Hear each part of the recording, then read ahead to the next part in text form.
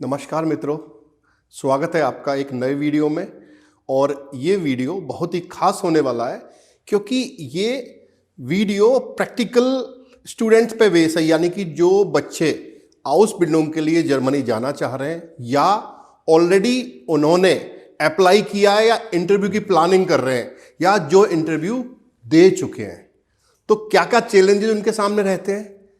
और एक बात मैं आपको यहाँ पे बिल्कुल क्लियर करना चाहता हूँ कि जो इंडियन स्टूडेंट्स हैं, जो बच्चे हैं, वो उनके सामने बड़े चैलेंजेस आ रहे हैं इंटरव्यू के दौरान। जब इंटरव्यू होता है तो वो बहुत सारी प्रॉब्लम को फेस कर रहे हैं।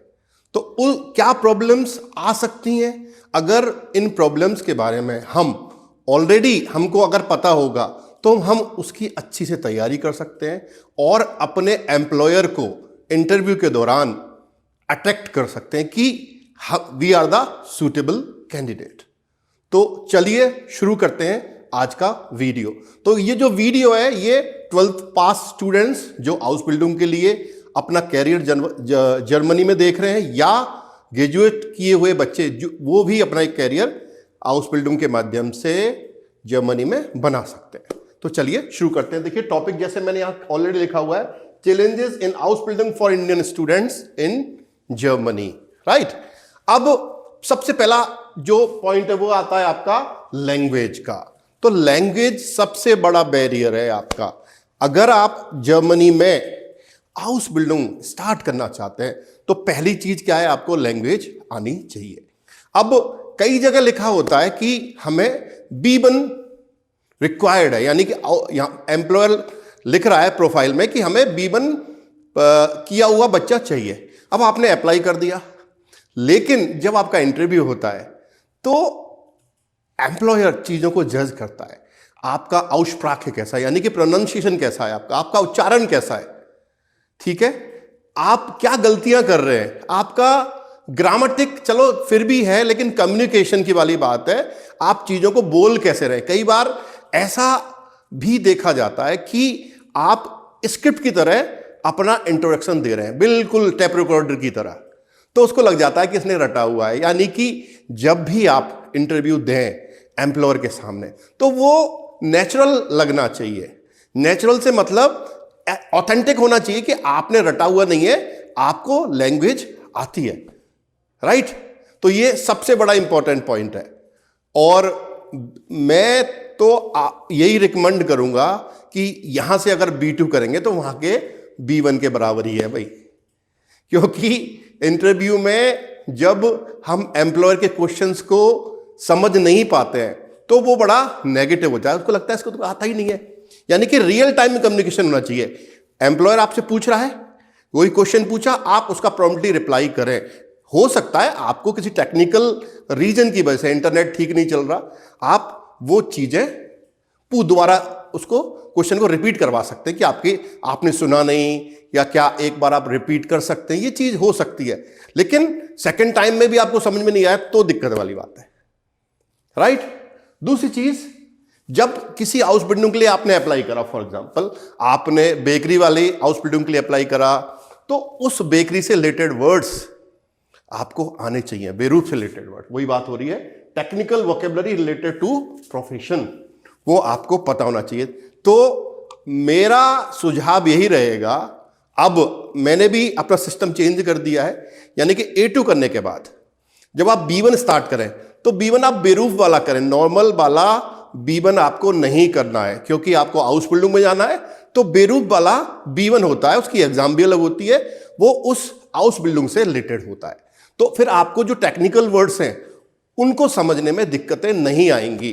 तो ये सबसे अच्छा हो सकता है अगर आप ये चीज चूज करते हैं। सेलेक्टेड लोग ये जो ऐसा करवा रहे हैं, लेकिन मैंने स्टार्ट कर दिया ऑलरेडी, क्योंकि चैलेंजेस इस तरह के बहुत आ रहे हैं बच्चों के सामने, राइट।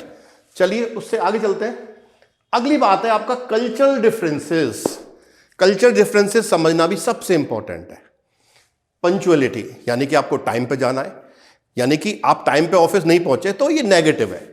इसके अलावा स्ट्रिक्ट रूल्स है, आपको 9 से 6 काम करना है तो काम करना ही है भाई। ऐसे नहीं कि वहां पे आप कोई बहाना बना रहे हो कि साहब मैं नहीं आ सकता, मैं यहाँ फंस गया या ऐसा हो गया, वो नहीं चलता है। मंडे टू फ्राइडे अगर आपको काम करना है तो इसका मतलब आपको काम करना ही है। स्ट्रिक्ट रूल्स है इस चीज़ के। इसके अलावा जर्मन्स बड़े डायरेक्ट होते हैं, अगर उनको कोई चीज़ पसंद नहीं आ रही है तो वो आपके मुंह पे बोल देंगे, पीछे नहीं बोलेंगे। कि ऐसे नहीं है कि बुराई कर रहे हैं, ऐसा नहीं, सामने बोलेंगे आपको कि भाई मुझे ये चीज़ पसंद नहीं है और ये आगे से नहीं होनी चाहिए। तो वो डायरेक्ट होते हैं, और है ना। तो ये चीज़ आपको क्लियर होनी चाहिए इस तरह की। कल्चर डिफरेंसेस कि जर्मन सोचते कैसे हैं, क्या पसंद है उनको, मतलब उस तरह की सोसाइटीज़ के हिसाब से या कल्चर थिंग्स के हिसाब की जर्मनी में लोग रहते कैसे हैं, उनकी हैबिट्स क्या हैं, इनके बारे में हमें पता करके जाना चाहिए, पहले से हमें पता होना चाहिए। ओके, अगला एक महत्वपूर्ण पॉइंट, इंपॉर्टेंट चीज आती है, रिकॉग्निशन ऑफ क्वालिफिकेशन। कई बार क्या होता है, एम्प्लॉयर ने इंटरव्यू ले लिया लेकिन एम्प्लॉयर आपसे बोलता है कि भाई मुझे सर्टिफिकेशन का रिकॉग्निशन करा के दो, उसको जर्मन बोलते हैं अनएरकेनुंग। ये बहुत ही इंपॉर्टेंट चीज है, और अनएरकेनुंग स्टेट वाइज होता है। मान लो मेरी house building for example Hessen state में होने जा रही है, तो मुझे अनएरकेनुंग हेसन स्टेट का कराना पड़ेगा।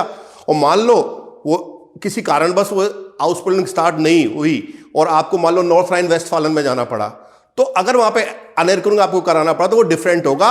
और दूसरी चीज, वो एक्सपेंसिव भी होगा, यानी अनएरकेनुंग काफी एक्सपेंसिव होता है, करीब 100 से 200 यूरो आपके उसमें खर्च होंगे, ज्यादा भी हो सकते हैं। और टिप ये थोड़ा सा टाइम टेकिंग भी रहता है, और इंपॉर्टेंट चीज है कि आपको आपके ओरिजिनल डॉक्यूमेंट्स वहां ऑफिस में सबमिट कराने होते हैं, और ये टाइम टेकिंग है, हो सकता है इसमें ज्यादा टाइम लगे। तो कई बार ऐसा हो जाता है कि बहुत ज्यादा टाइम लग जाए, डिपेंड करता है कि उन पे वर्कलोड कितना है। तो ये थोड़ा सा आपको ध्यान रखना है कि अनएरकेनुंग एक इंपॉर्टेंट प्रोसेस है आपके डॉक्यूमेंट्स को वेरीफाई कराने का, कि आपके डॉक्यूमेंट है वो वेरीफाई हो जाएंगे, और उनका ट्रांसलेशन भी वहां पे अपन करा सकते हैं, है ना। तो ये प्रोसेस के माध्यम से आप कर सकते हैं। दूसरा, वीजा एंड ब्यूरोक्रेसी की बात करें तो वीजा का जो प्रोसेस है आपका, वो आपका फैट्राग यानी कॉन्ट्रैक्ट आने के बाद स्टार्ट होता है, लेकिन वीजा प्रोसेस कॉम्प्लेक्स है। कॉम्प्लेक्स से मतलब आपको वेबसाइट पे अप्लाई करना पड़ेगा, प्रोफाइल बनानी पड़ती है उससे पहले, फिर आपको स्लॉट देखना पड़ेगा। आजकल थोड़ी भीड़ ज़्यादा है, स्लॉट आसानी से नहीं मिल रहे हैं, थोड़ा सा कॉम्प्लेक्स हो गया है। और लॉन्ग वेटिंग पीरियड्स, यानी कि आपको स्लॉट बुक करने के लिए भी टाइम लग जाता है, फिर स्लॉट मिला, फिर आप अपने डॉक्यूमेंट वेरीफाई कराने के लिए वीज़ा ऑफिस जाते हैं, VFS गए जैसे फॉर एग्जांपल, और उसके बाद आपके डॉक्यूमेंट वेरीफाई हुए, आपके लिए एप्लीकेशन फिल हुई, उसके बाद भी टाइम लगता है, 1 से 1.5 महीने का टाइम लग जाता है।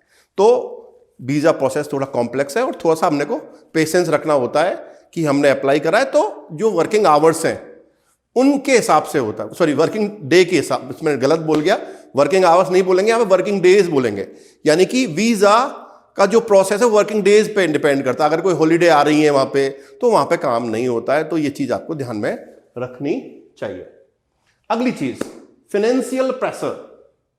देखिए, जब हम हाउस बिल्डिंग स्टार्ट कर रहे हैं तो हमारी एक्सपेक्टेशन ज्यादा नहीं होनी चाहिए। जब आपको जो सैलरी मिल रही है, मैं उसको स्टाइपेंड बोलूंगा यहाँ पे, वो आपके महीने का जो मिनिमम जो खर्चा है उसको ध्यान में रखे, आपका भरण पोषण उस अमाउंट में हो जाएगा, राइट। तो वो उस क्राइटेरिया को ध्यान में रखते हुए वो स्टाइपेंड आपको एम्प्लॉयर के द्वारा प्रोवाइड किया जाता है।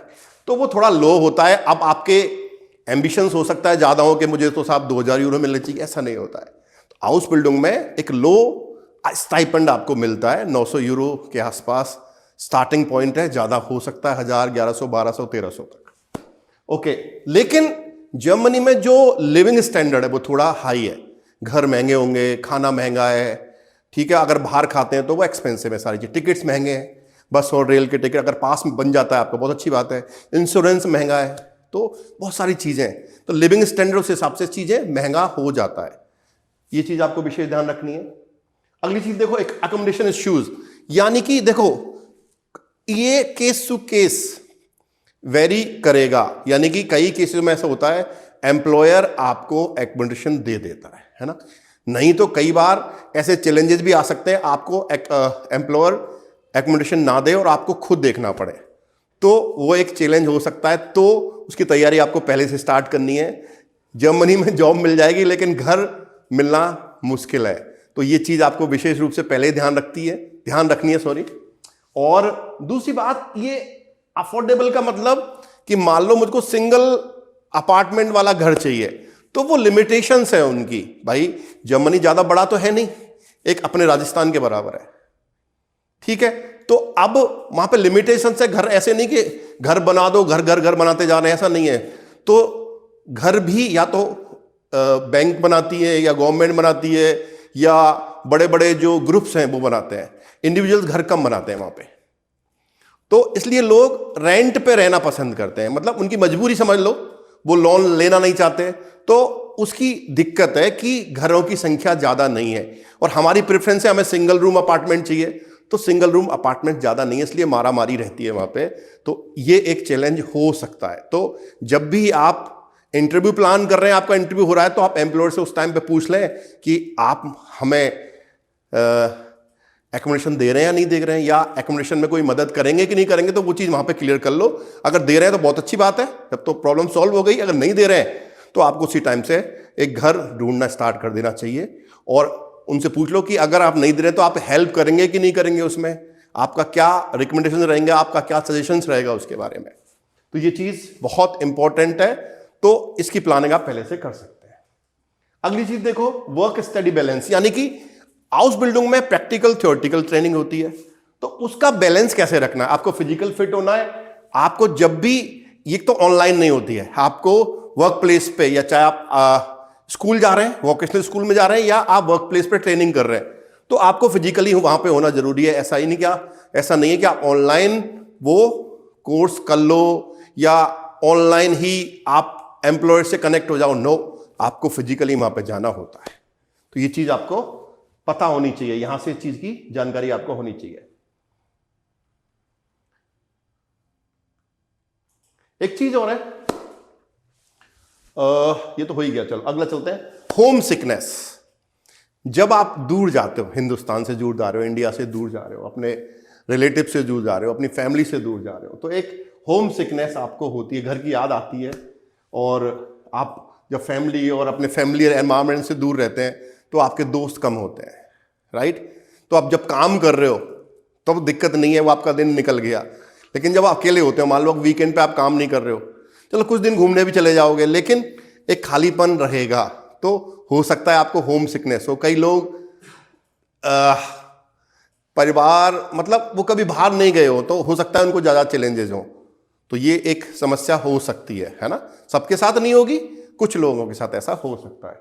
इसके अलावा सोशल इंटीग्रेशन, यानी कि आपको जर्मन फ्रेंड्स बनाने, अगर जर्मनी जा रहे हैं आप, हाउस बिल्डिंग कर रहे हैं, तो वो कब होगा, आपकी कम्युनिकेशन अच्छी होगी, आपकी कुछ आदतें, जैसी आपका दोस्ताना व्यवहार होगा, फ्रेंडली होंगे आप, तो हो सकता है आपके दोस्त जल्दी बन जाए। तो वो डिपेंड करेगा पर्सन टू पर्सन। तो दोस्त, नए दोस्त तो आपको बनाने पड़ेंगे। अब किसी नई सिटी में जा रहे हो, आपका कोई परिचित नहीं है वहां पे, तो दोस्त तो आपको वहां पे ढूंढने ही पड़ेंगे, आपको हैबिट के हिसाब से।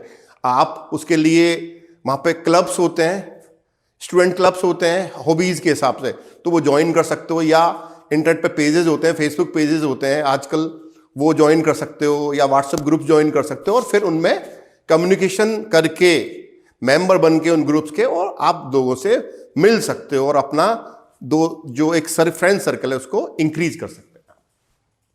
ओके, नेक्स्ट है एग्जाम्स इन जर्मन। देखो, जितने भी एग्जाम्स हैं आपकी वोकेशनल स्कूल में जब पढ़ाई होगी, उसके बाद जब एग्जाम्स होंगे सारे जर्मन में होंगे, तो जर्मन सबसे इंपॉर्टेंट है भाइयों, है ना। तो जर्मन को आपको सबसे ज्यादा इंपॉर्टेंस देनी है, जर्मनी आपको आगे लेके जाएगी।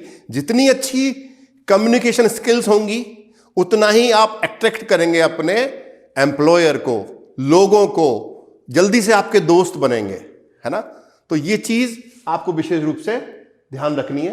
तो यही था आज के वीडियो में, जो चैलेंजेस हैं आपके, वो मैंने आपको बताया क्या क्या चैलेंजेस आपके हो सकते हैं। तो अगर इनकी जानकारी आपको पहले से होगी, अगर ये वीडियो आप देख रहे हैं, तो अब आपको पता लग जाएगा, ये लिस्ट बना लो कि ये चैलेंज हमें आने वाले हैं हाउस बिल्डिंग के दौरान। तो उसकी लिस्टिंग पहले से कर लो, उनकी प्रिपरेशन पहले से कर लो, तो आपको बड़ी बड़ी मतलब आसानी हो जाएगी। तो इतना ही है इस वीडियो में। फिर भी आपके कोई क्वेश्चंस हैं तो जब ये वीडियो अपलोड होगा तो वहां पे भी आप कमेंट करके इस वीडियो से रिलेटेड, यानी कि जो टॉपिक है उससे रिलेटेड क्वेश्चंस आप रेज कर सकते हैं। मुझे बड़ी खुशी होगी उन क्वेश्चंस का आंसर करने में। Thank you so much for watching this video. फिर मिलते हैं एक नई वीडियो के साथ। आओ वीडियोज़ इन।